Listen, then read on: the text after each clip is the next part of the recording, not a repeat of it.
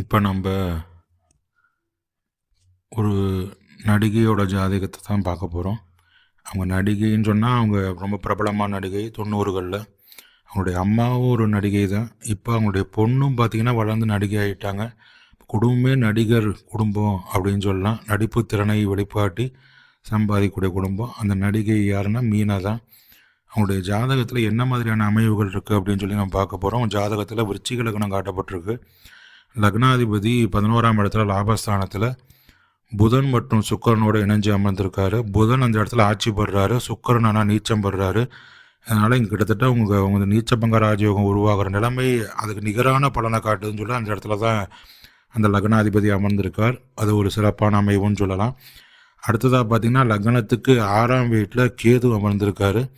அதே மாதிரி 12ஆம் வீட்டில் ராகு அமர்ந்திருக்காரு. இது மாதிரி 6, 12 கேது ராகு அமர்வது ஒரு சில யோகங்களையும் ஒரு சில பாதகங்களையும் கொடுக்கும் அப்படின்னு சொல்லலாம். லக்னத்துக்கு 7ஆம் வீட்டில் குருவும் சந்திரனும் இணைஞ்சு அமர்ந்து கஜகேசரி யோகத்தை உருவாக்குறாங்க.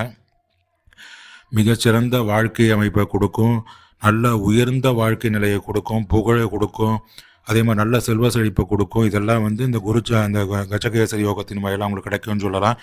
எப்போதுமே குருவின் பார்வை லக்னத்தின் மீது இருந்து கொண்டே இருக்கும் அப்படின்னு சொல்லலாம். குரு எதெல்லாம் பார்க்குறாரு அப்படின்னு சொல்லி பார்க்கணும். குரு பார்த்திங்கன்னா 11ஆம் இடம், 1ஆம் இடம், 3ஆம் இடம், இந்த மூன்றையுமே பார்த்திங்கன்னா குரு பார்த்து கொண்டே இருப்பார்.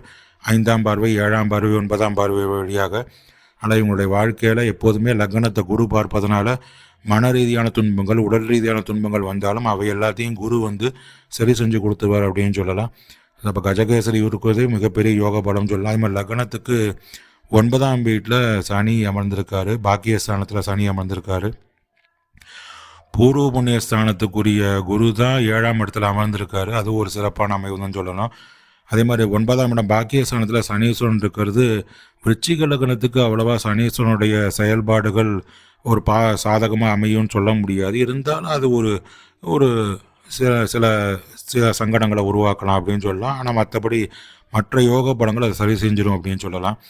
அடுத்தபடியாக பார்த்திங்கன்னா ஜாதகத்துக்கு 10ஆம் இடத்துல சூரியன் சிம்மத்தில் மிகச்சிறப்பாக அமர்ந்துக்கார். தொழில் ஸ்தானம் சூரியனால் பிரகாசிக்கப்படுகிறது அப்படின்னு சொல்லலாம்.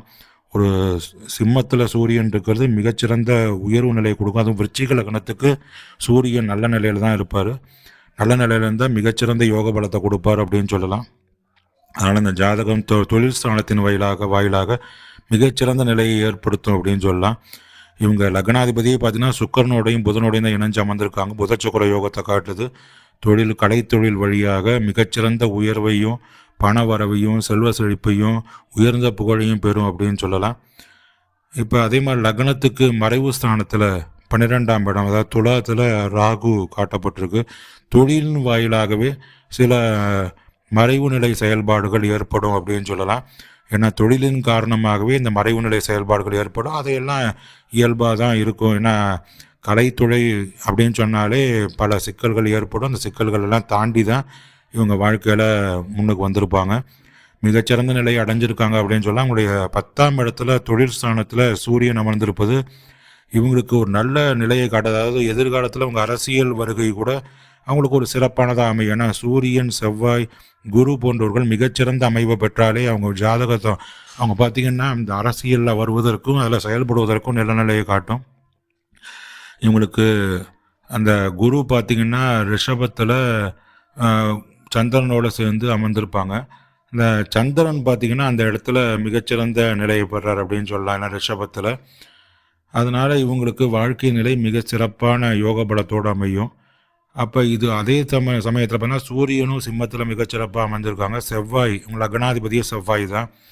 அதனால் இவங்களுடைய வாழ்க்கை முறையில் எப்படி முதல்ல கலைத்தொழிலாக இருந்தோ அடுத்தது பார்த்திங்கன்னா அரசியல் நிலையும் எடுத்தாங்கன்னா, அரசியல் முடிவு எடுத்தாங்கனாலும் அதுவும் நல்லா இருக்கும் அப்படின்னு சொல்லலாம். மற்றபடி இந்த ஜாதகம் நல்ல ஒரு யோக பலமான ஜாதகம்னு சொல்லலாம். லக்னாதிபதி மிக சிறப்பாக லாபஸ்தானத்தில் அமர்ந்திருக்காரு. அது புத சுக்கர யோகம் ஏற்படுற இடத்துல அமர்ந்திருக்காரு. அந்த இடத்துல நீச்சபங்க ராஜயோகம் இருக்குது. அதே மாதிரி கஜகேசரி யோகம் இருக்குது. சூரியன் சிம்மத்தில் ஆட்சியில் அமர்ந்திருக்காரு. இப்படி பல விசேஷமான தன்மைகள் ஜாதகத்தில் காணப்படுது. ஒரு மனித வாழ்வில் முக்கியமான விஷயம் என்னென்னா ஜீவனஸ்தானம், தொழில் ஸ்தானம் மிகச்சிறப்பாக அமையணும். இவங்களுக்கு ரொம்ப சிறப்பாக அமைஞ்சிருக்கு. இவங்களுடைய வாழ்க்கையும் மிகச்சிறப்பாக யோக பலத்தோடு அமைஞ்சிருக்கு, நல்ல செல்வ செழிப்போடு அமைஞ்சிருக்கு அப்படின்னு சொல்லலாம். எல்லாமே சிறப்பாக இருக்குது அப்படின்னு சொல்லலாம். ஆனால் வாழ்க்கையில் பார்த்திங்கன்னா ரொம்ப ஒரு முக்கியமான விஷயம் என்னன்னு பார்த்திங்கன்னா திருமணம் அப்படின்னு சொல்லக்கூடிய விஷயம். திருமணம் அப்படிங்கிறதும் அதுக்கப்புறம் வரக்கூடிய இந்த குடும்ப பாவம் அப்படிங்கிறதெல்லாம் ரொம்ப முக்கியமான விஷயம். அதெல்லாம் ஏற்படக்கூடிய விஷயங்கள்லாம் பேச வேண்டாம். நம்மளை பொறுத்தளவில் நல்ல விஷயங்களை மட்டுமே பேசுவோம். இப்போ நல்ல விஷயங்கள் எடுத்துக்கிட்டோன்னா உங்கள் ஜாதகம் மிக உயர்வான ஜாதகமாக இருக்குது. கஜகேசரி யோகம் அமைஞ்சிருக்கு. சிம்மத்திலேயே சூரியனை வந்து யோக பலனை கொடுக்குறாரு. அது மாதிரி புத சுக்கிர யோகம் அமைஞ்சிருக்கு. அதே மாதிரி நீச்சபங்க ராஜயோகமாக நிகருக்கு யோக பலங்கள் அமைஞ்சிருக்கு. லக்னாதிபதி சிறப்பாக இருக்கார். இப்படி எல்லா பலங்களும் பாய்ந்து இவங்க ஜாதகம் மிகச்சிறப்பாக இருக்குது. எதிர்காலத்தில் இவங்க அரசியலுக்கு வரணும் அப்படின்னு சொன்னால் கூட அதுக்கும் இந்த ஜாதகம் அவங்களுக்கு துணையாக நிற்கும் அப்படின்னு சொல்லலாம். இந்த ஜாதகத்தின் அதாவது சில முடிவுகளை ஜாதகமே எடுத்து முடிச்சிடும். அவங்களுக்கு வேணுங்கிறதெல்லாம் அவங்களுக்கு எடுத்து கொடுத்துரும். சில முடிவுகள் அவங்க எடுத்தாங்கன்னா அதுக்கு துணையாக ஜாதகம் வருமானு பார்ப்பாங்க. எப்போதுமே உண்டு. ஜாதகத்தை எடுத்து பார்ப்பாங்க. இனிமேல் நான் வந்து திருமணம் செஞ்சால் நல்லா இருக்குமா, அரசியலுக்கு போனால் நல்லா இருக்குமா அப்படின்னு சொல்லி ஜாதகத்தை பார்ப்பாங்க. எல்லாருமே பார்த்துட்டு தான் பண்ணுறாங்க. அப்படி பார்க்கும்போது இவங்களுக்கு அந்த மாதிரி ஒரு முடிவுகள் எடுக்கும்போது நல்லா தான் இருக்கும் அப்படின்னு சொல்லலாம். அப்படி ஒரு சிறப்பான ஜாதக அமைவு தான் பார்த்துருக்கோம். நாமளும் வித்தியாசமாக ஜாதகங்களை பார்த்துக்கிட்டு தான் வரோம். ஏன்னா நம்மளை பொறுத்தளவில் நல்ல யோக பலங்கள் எப்படி அமைஞ்சிருக்கு, கிரகங்கள் எப்படியெல்லாம் உட்காந்து அவளுக்கு நல்ல பலத்தை கொடுக்குது, யோகத்தை கொடுக்குது, செல்வத்தை கொடுக்குது, புகழை கொடுக்குது, ஆட்சி அதிகாரத்தை கொடுக்குதுன்னு சொல்லி நம்ம பார்த்துக்கிட்டே வரோம்.